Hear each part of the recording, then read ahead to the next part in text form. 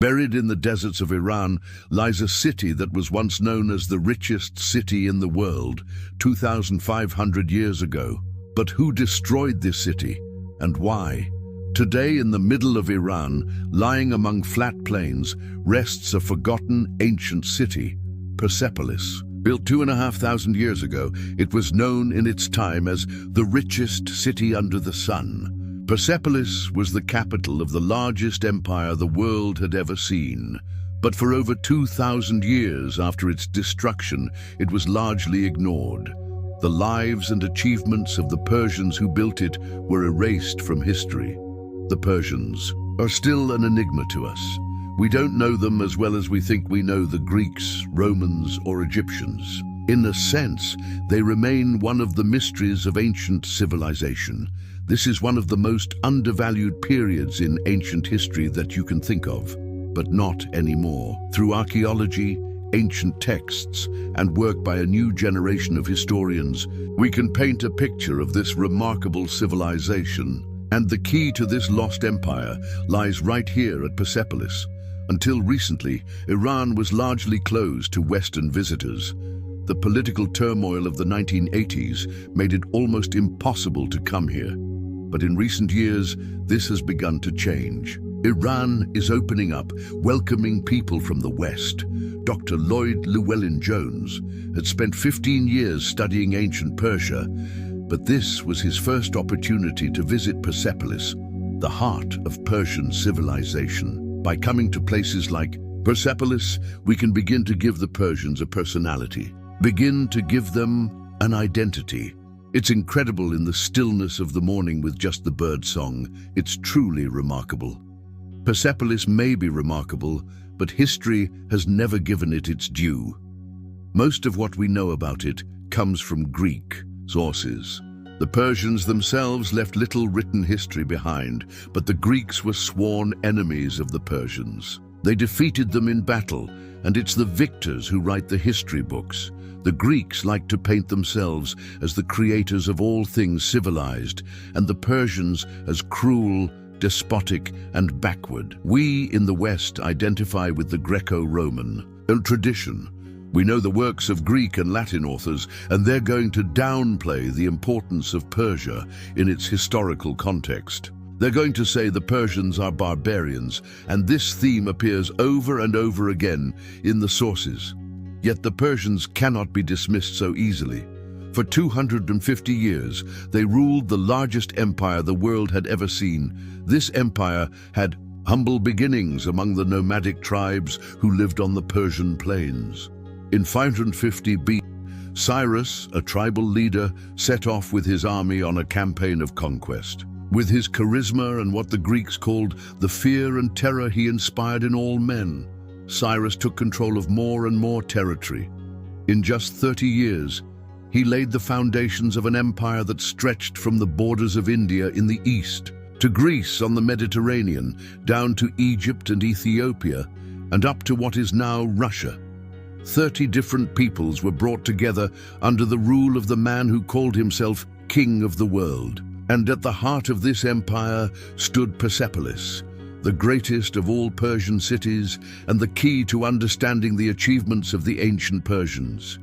Persepolis was begun around 515 BC by Darius the Great, the fourth king in the Persian dynasty known as the Achaemenids. But much of what we can see today lay hidden under the sands for 2,000 years. It was only in the 1930s that many of the wonders of Persepolis were finally uncovered. Whole staircases adorned with perfectly preserved reliefs were seen for the very first time. The excavations revealed splendors to the world. For more than 22 centuries, the capital of the Persian Empire lay neglected. Along with the reliefs, archaeologists found some less spectacular artifacts that would prove vital in uncovering the secrets of the ancient Persians. 1,000 fragments of these tiny clay tablets were found among the rubble of Persepolis. They provide one of the few sources of information about the workings of the empire, written by the Persians themselves. The marks on the tablets are ancient Persian script known as cuneiform. Dr. Maria Brosius is one of only a handful of scholars in the world who can decipher what's written on these tablets. What we have here is an example of a clay tablet found at Persepolis. A scribe would pick up a piece of wet clay and hold it in his left hand. It fits perfectly into the shape of your hand, and then inscribe. It's an extraordinary feeling to know that something like this has survived to tell us about life. 500 years ago, information we otherwise would never have. It tells me about how people lived and how this empire worked. That's what fascinates me. What can the tablets tell us about Persepolis? The tablets are the receipts and invoices of the empire, including those for the workers who built Persepolis. One records 1.5 shekels of silver for carpenters making sculptures. Another details 1 jug of wine each for the 74 Syrian laborers working on the columned hall. Yet another records 2.5 shekels for the gold workers. The amount of gold that seems to have been used here indicates that the cost of this site must have been immeasurable. From the information on the tablets, we can deduce what materials once decorated these massive buildings. For decades, we've only seen the stone pillars and walls, but now we can recreate the halls and palaces of Persepolis in all their dazzling splendor. As we do so, we can see why Persepolis was once known as the richest city under the sun. Access to the complex was through the gate of all nations. Human-headed bulls announced to visitors that they were entering the heart of Persian royal power. It was covered with a cedar wood roof, its doors adorned with gold fittings. At the heart of the complex was the Apadana, where King Darius received his subjects. Today, only 10 of the original columns still stand. In antiquity, 36 columns, 20 meters high, held up another massive cedar wood ceiling. The walls were covered in sumptuous hangings. This enormous hall could accommodate 10,000 people. Something built with 20-meter-high columns must have been awe-inspiring. People were probably looking up and completely overwhelmed. You can see how each of these columns reaches toward the sky, and you would have imagined them holding up an enormous roof of beautiful cedar wood, giving us this heady scent of cedar wherever we went. King after king added to Darius's creation. Xerxes, the Greeks' great enemy, built this remarkable hall of 100 columns. And finally, we can recreate Darius's own private quarters, a place that only the king's most intimate advisors would ever have seen. It would have been dimly lit, with light streaming through window spaces, and we can tell from some of the highly polished stone around you that this would have been gleaming. Some people have called this room the Hall of Mirrors. The building sat on a 15-meter-high, man-made terrace. In terms of beauty, it's difficult to find the right words. As a feature, it's an architectural symphony. Everything is built to harmonize with one another. Each building is synchronized with another to make a beautiful, harmonized whole. Persepolis is one of the great architectural achievements of the ancient world. But why did the Persian kings go to such lengths? Beyond housing the royal entourage, what exactly was the purpose of these extraordinary buildings? 2,500 years ago, the Persians built the greatest city on earth from which they ruled most of the known world. But this was no ordinary city. It was built with a particular purpose in mind.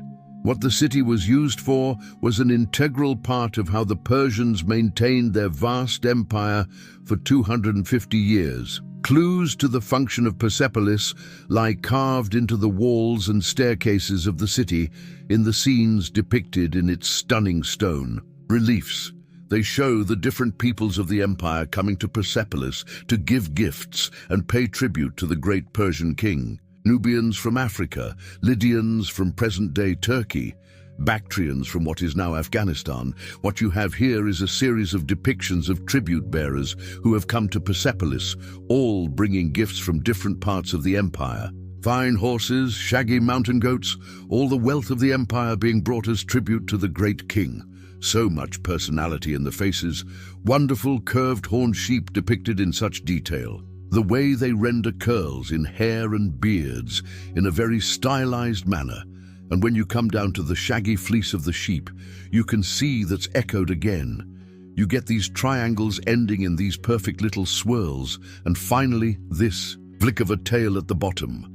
The costumes of all these foreign delegates are rendered in such detail, and it's clear that the Persian artist is fascinated by the variety, the ethnic variety, that you get visiting here. So this is what Persepolis was for. It wasn't a military capital. It was first and foremost symbolic and ceremonial. From all over the empire, subject peoples came here to give their gifts to the king. The formal presentation of tribute confirmed the loyalty of the subject nations and the power of the king. The walk to the king followed a specific route through the complex, designed to maximize the impact of the architecture. Coming up these stairs would have been an overwhelming experience. If you look at the stairs, they're not something you walk up quickly. They're so shallow that you have to walk very, very slowly. That heightens the expectation and gives you a sense of the king's power. Here, you have tribute bearers leading their camels, bringing their bowls and jewelry, and all the time you have to imagine an absolute cacophony of noise behind you. Your heart is beating faster and faster. You're hearing languages you've never heard before, seeing sights you've never seen before, and you get to this spot and your knees are about to give way, because this is the so-called Gate of All Nations. This is the welcoming portal for all these visitors, and immediately they're faced with this image of kingship, these human-headed bulls, symbols of royal virility, strength, and power. You walk through these enormous bull structures, and now everything goes dark. Sunlight is taken away from you, and you're asked to stand and wait right here. Then you turn, and you're struck by this amazing imperial platform, and you know that somewhere in there, you're literally going to meet your maker. You're going to see the great king himself. So you walk forward and approach, and your heart is really going now. If you've come from the far-flung corners of the empire, you will never have seen a structure like this. Every visitor in ancient times who was allowed to come up the royal terrace was in total awe. You have a perfection that they haven't seen anywhere else, and people must have been absolutely stunned. You walk up the imperial staircase and find yourself at the heart of the complex. In front of you now is the Great Apadana. This is where the mystery really starts. You can't get any closer to how the Persian kings wanted to present themselves, and what they're really doing here is showing, we have conquered the world. We don't need to prove anything anymore. And so your tribute bearer begins his journey toward the king. He would have paused here and performed a specific act. He would have fallen to his knees in front of the king, then immediately prostrated himself on the ground. And your gifts are given. Your job is done. You back away slowly out of the great throne room, and your 15 minutes of fame is over. Gift-giving at Persepolis was how the Persian kings reinforced the loyalty of their subjects. But they had other, less benign ways of exercising power. The relief at Bisitun in northwest Iran shows the Persian king at his most ruthless. Here, King Darius the Great enslaves those who threatened his throne. It's a public warning to those who might try to resist him. Ancient Greek accounts also suggest that the Persian kings ruled with an iron fist. One tells of how the Persians cut off the limbs and even noses of their prisoners. Yet the reliefs at Persepolis seem to paint a very different picture. There you see these men holding each other's hands, or one holding his hand on somebody's shoulder. They talk to each other, they encourage each other. The whole image represented here is one of peace and harmony. There's absolutely no battle scene, no violence depicted here. It's one of Persian peace. Persian royal inscriptions found at Persepolis reinforce this image of benevolent rule. They declare that the king loves peace, not war, and that subject peoples are allowed to practice their customs and religions freely. But is all this mere Persian propaganda? After all, These are reliefs commissioned by the king and tablets written by his loyal servants. The Jewish book of Ezra offers an independent account. In chapter 1, the Persians are praised for liberating the Jews and allowing them to practice their religion freely. I think it's fair to say that the Persians are unique in the way they envision how an empire should be run. Generally, in the ancient world, there seems to be an idea of conquer, obliterate, and rebuild on our terms. We don't find that with Persia at all. If you pay your tribute to the Persian king, if you pay your taxes, that was all the king wanted from you. Any other form of life, cultural setting, was accepted by the Persians. By allowing subject nations to live their own lives, the Persians ensured that a multi-ethnic, multilingual empire flourished in relative peace for 250 years. This is tolerance that has a completely political objective. The Persian king's objective is this: if I leave people their ethnicity, their religious cults, then they have fewer reasons to resist my power. Yet it took more than tolerance to maintain this vast empire. Empires need infrastructure. 50 miles outside Persepolis, carved into the side of a hill, is an ancient Persian road leading to Persepolis. The sides of the road are up to 10 meters high. Such engineering feats were repeated across the empire. Being in charge of an empire that stretches about 4,000 kilometers just east to west needs to be controlled. To control that, you need a fabulous network, a road system that allows you to get information from one corner of the empire to wherever the king is as quickly as possible. Even the critical Greeks couldn't fail to be impressed by the Persian road system. It stretched from Persepolis to another Persian city, Susa, and then 1,500 miles west to Ephesus on the Mediterranean. Roads also went east to India and south into Egypt. The Greeks were particularly amazed by the messengers who traveled along these roads, keeping the Persian kings at Persepolis informed of everything that went on in the empire. The great Greek historian Herodotus wrote at the time that no mortal thing travels faster than the Persian couriers. Such speed was possible because of another Persian innovation, the staging post. What you seem to have here is a system where a messenger rides on one horse, gets to a station, and quickly changes straight onto a new horse, a fresh horse, straight. Off again. Maybe 20 miles down the road, he's onto a new horse again, so the speed keeps going.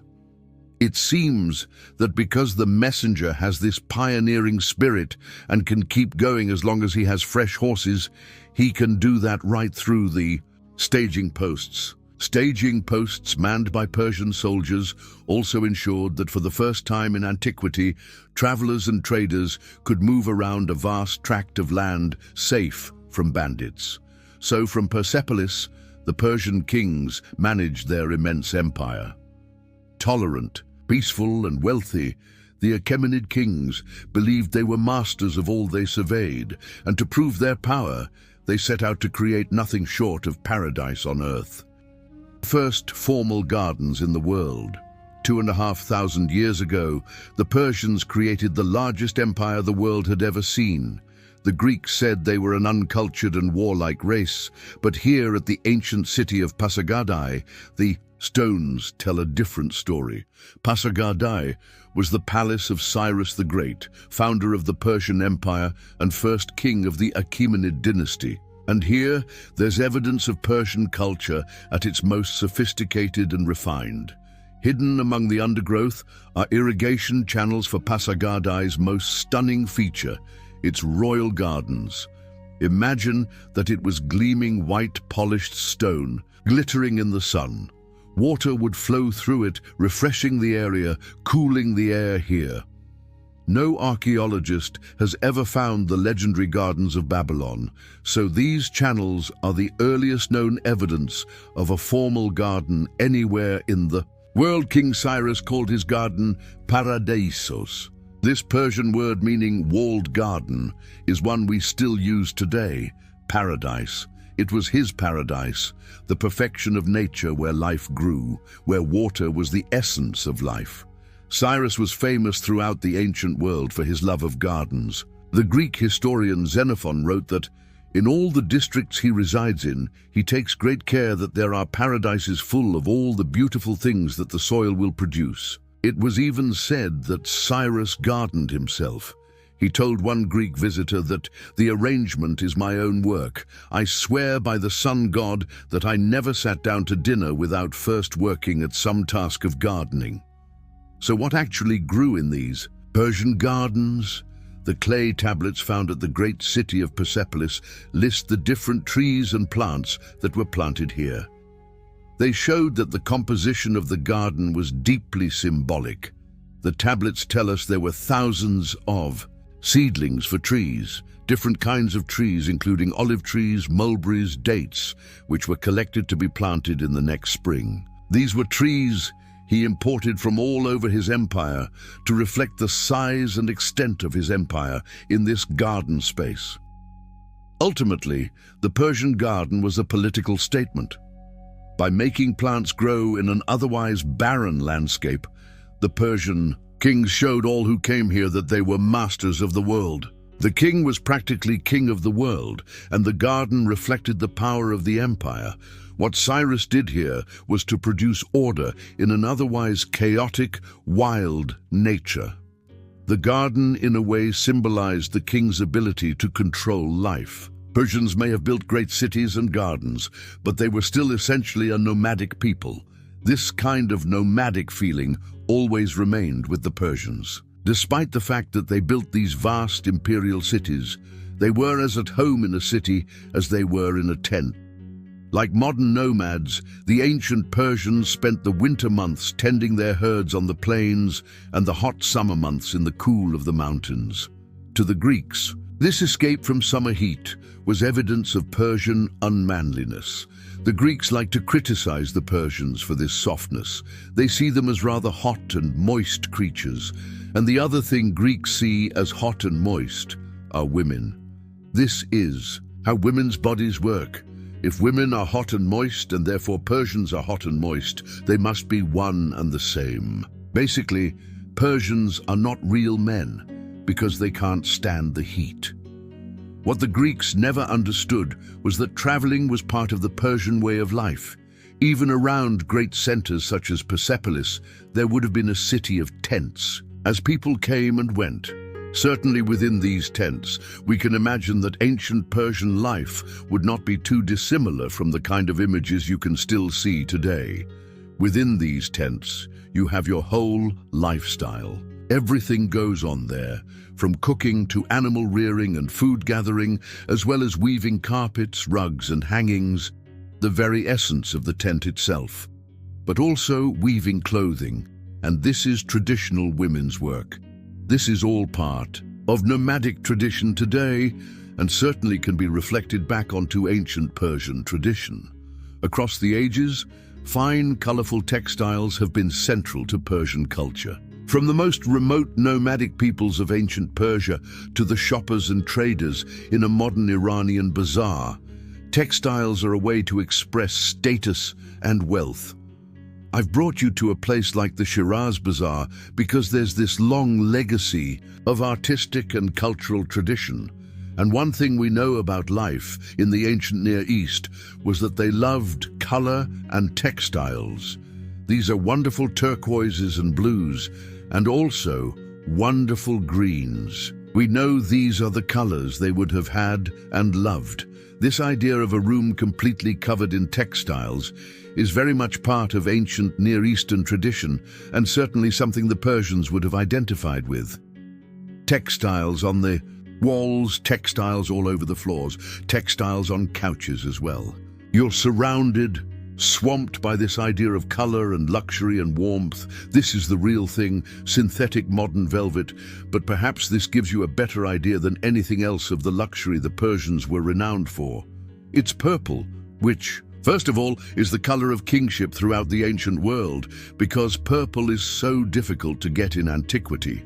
A good, solid, deep, imperial purple dye. This is modern textile, but it does the job very well.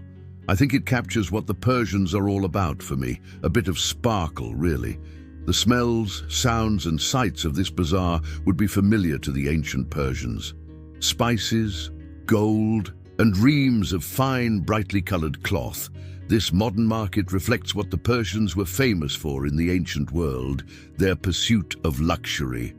The purpose of luxury at Persepolis is mainly to do with the power and propaganda of kingship. To have superfluous articles of clothing, or to have your palace strewn with textiles that are redundant apart from being beautiful, or coverings that are then covered by another covering. This is all about the idea of power and wealth expressed through material goods. It's not just similar to what goes on in the West today. The ancient Persians were the greatest power on earth. Their style and fashions were widely copied. The Persian approach to the aesthetic side of life, to the finer points of living, everything. From how you plant your garden and walk in your garden to how you decorate your walls, clearly had an impact on later world civilizations. Certainly through Greece and into Rome, possibly into contemporary Western society as well. The Persian approach to architecture, gardens, and textiles has survived to this day. But there were those in the ancient world who despised everything the Persians stood for. This hostility would one day lead to the destruction of the Persian Empire and Persepolis itself. 500 years ago, Persepolis was the sumptuous capital of the great Persian Empire. But what the Persians saw as luxury, their Greek rivals saw as decadence. One custom that both fascinated and appalled the Greeks was the Persian feast. Most of what we know about Persian feasts comes from Greek sources, because the Greeks are so interested or fascinated by this concept of luxury that obviously feasting is going to be an element of the luxurious lifestyle. Persian feasts were going to be opulent, all the kinds of things always associated with luxury. Drinking was an essential part of the Persian feast. Herodotus wrote that the Persians are very fond of wine, and no one is allowed to vomit or urinate in the presence of another person. The Persians seem to live by this principle of telling the truth, something the Greeks reluctantly admire in them, and they use drinking as rather a political system. The Persians tend to get very drunk, because only when drunk do they tell the truth.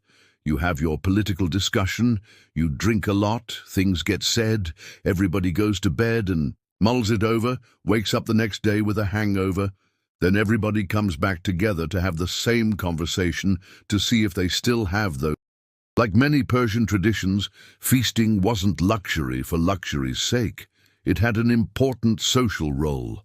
Feasting brings you together as a community. They're all partaking of the same food and the same experience, so it's a great uniting thing. Yet, to the Greeks, it was another example of why the Persians were an inferior race. Alexander the Great warned his own soldiers that gluttony and opulence lead to unmanliness. Those who eat such enormous meals are far too quickly beaten in battles. What the Greeks like to play up is this idea that the Persians are luxurious, a feminized, luxury-loving, feminizing race of no-gooders, really, who are over there somewhere in the East and are corrupting us and our morals and all that we stand for. And it was Alexander the Great who was determined to end the corrupting influence of the Persians once and for all. In 334 BC, he began a campaign to take over the empire that had ruled the known world for the previous 250 years. At the first pitched battle between the two armies at Issus in Turkey, Alexander's Macedonian army scored a resounding victory over the forces of King Darius III of Persia, despite being greatly outnumbered. It probably has a lot to do with different military tactics that the Macedonian army used against the Persians. Persians were used to fighting on plains. They were using chariots, which weren't used in the Macedonian army, but it was also the Macedonian idea of immediate surprise attack that helped. Over the next 2 years, Alexander's superior military tactics allowed him to take over lands that were once under Persian control. In 331 BC, he reached Persia itself. By the time he arrived at Persepolis, the Persian armies had been routed. The 12th and last Persian king, Darius III, was dead. Alexander entered the undefended city unopposed. The ceremonial center that for nearly 2 centuries had embodied Persian dominance of the world was finally in Greek hands. Alexander told his soldiers they were now in the most hateful of cities. You've got to remember where Alexander actually comes from, Macedonia. These are mountain thugs. This is what Alexander's stock is all about. And suddenly he comes to this place, which after all, the Persians have been accused for centuries of being luxury lovers. Now this stuff is anathema to Alexander's Macedonian and Greek followers. Alexander, triumphant, held a banquet for some of his troops at Persepolis. According to Greek accounts, it was here that the city's fate was sealed. There's a lot of drinking going on, a lot of bad things get said. Alexander has got in his company, according to some Greek and later Latin sources, a couple of courtesans, one of whom is called Thais, who's supposed to be one of the most beautiful courtesans in Greece. Now she's a little bit drunk and perhaps a little bit emotional, we don't know, but she decides to ask Alexander, would it be okay if I burn down Persepolis? Alexander, in his drunken state, says, sure, go ahead. Alexander fully understood the symbolic importance of Persepolis as the very heart of the Persian Empire. It had to be destroyed. Alexander will destroy everything that could be a potential source of resistance and opposition to him. Persepolis was that. He wanted to make a point of destroying Persian power, and so Alexander's soldiers began burning and looting the city. The city itself is described by ancient authors as being unprotected. There was no military guard here to defend the population. Some people say that what he did was pile up flammable material, furniture, curtains, and from there the fire started and spread through the whole terrace. It just burned through this night. There must have been chaos here, the carnage, the chaos must have been horrific. Alexander's soldiers just ransacked the city. They looted everything that was there. They burned the houses. I think Alexander is the first recorded hooligan in history. He used brute force, violence, needlessly destroying a site that had no military function, that was indeed unprotected when he came here. It was totally needless to burn it down, destroy it, and kill the population of Persepolis. The Greeks, who claimed to be the founders of civilization and called the Persians barbarians, had committed a gross act of vandalism. They had destroyed the greatest city on earth. It's the sad death of this remarkable imperial city, this seat of culture and ceremony. At the time, it was the most magnificent city in the ancient world, and Alexander had destroyed it. And with that, an era came to an end. But by burning down the city, Alexander, ironically, helped preserve it. Much of it remained buried under the ashes produced by the fire, protected from the elements for the next 2,000 years. It wasn't until the excavations of the 1930s that many of the reliefs and clay tablets that tell us so much about Persian life could be studied for the first time. And although the city had been destroyed, the legacy of the Persians survived. Their formal gardens, ceremonial architecture, and sense of luxury were copied by other civilizations, even the Greeks. But their greatest achievement of all was the empire itself. The first global empire in history was built on a model of tolerance and respect for other cultures that few great powers have ever matched. Perhaps now, at last, the Persians will take their rightful place as one of the great civilizations of antiquity.